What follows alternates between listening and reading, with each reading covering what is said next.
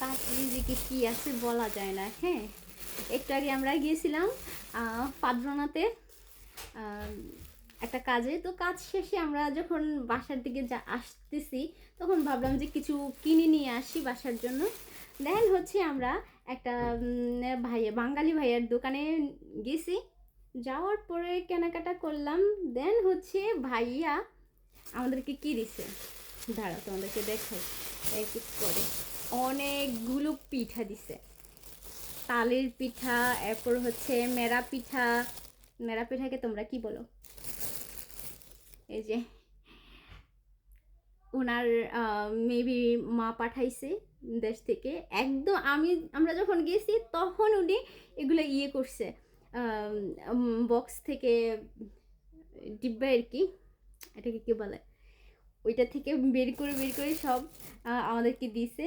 বলে যে আমারও মনে ছিল না, আর আমরা যখন গেছি তখনই খুঁজছে। কও কাঠের রিজিক কোথায়? থ্যাংক ইউ সো মাচ ভাইয়া। আমি যাওয়ার পরে শুনেছি ভাইয়া আমার ভিডিও দেখে।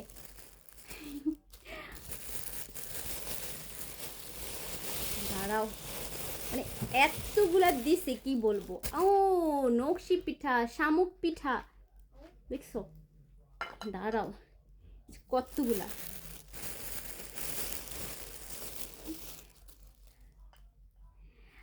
ও মাই গড, অনেকগুলা। দেখো এতগুলা পিঠা দিছে ভাই, কি বলবো। বাঙালি বলে কথা, বাঙালিরা সবসময় বাঙালিদের ইয়ে করে। আর দেশি জিনিস পাইলে ভাই আমি মানা করি নাই।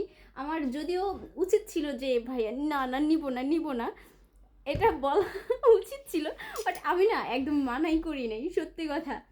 এখানে আমাকে লুবি টুবি এইসব কিছু বলা যাইতে পারে, বললেও সমস্যা নাই। বাট আমিও দেখে একদম ইয়ে হয়ে গেছি। ওনাদের দোকানে ছিল আবার ডালপুরি ছিল, আমি ডালপুরিটা আনছি, ওইটা কালকে খাবো। এই যে তোমাদেরকে দেখাইতেছি, এই যে এটা হচ্ছে ইয়ে পিঠা, মেরা পিঠা, এরপর হচ্ছে তালের এইগুলা হচ্ছে তালের পিঠা। এরপর হচ্ছে এইগুলো হচ্ছে নকশি শামুক পিঠা। হ্যাঁ, এরপর হচ্ছে এইটা হচ্ছে নকশি পিঠা। একদম ইয়ে আছে না, কি যেন নকশি টাইপের, দুটা ইয়ে দিয়ে চাপ দিয়ে তারপর এগুলো বানায়। দেখো কতগুলো জিনিস দিছে। তো থ্যাংক ইউ সো মাচ ভাইয়া। এগুলো খেয়ে থাকবেও এতগুলা, কি বলবো, ভাষা খুঁজে পাই না। তো থ্যাংক ইউ সো মাচ ভাইয়া এতগুলো এই পিঠা দেওয়ার জন্য।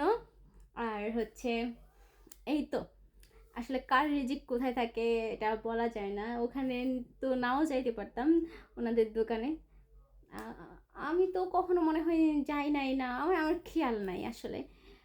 বাট ভাইয়া দেখে যাওয়ার পরে বলে যে হ্যাঁ আমি তো আপনার ভিডিও দেখি। Thank you so much.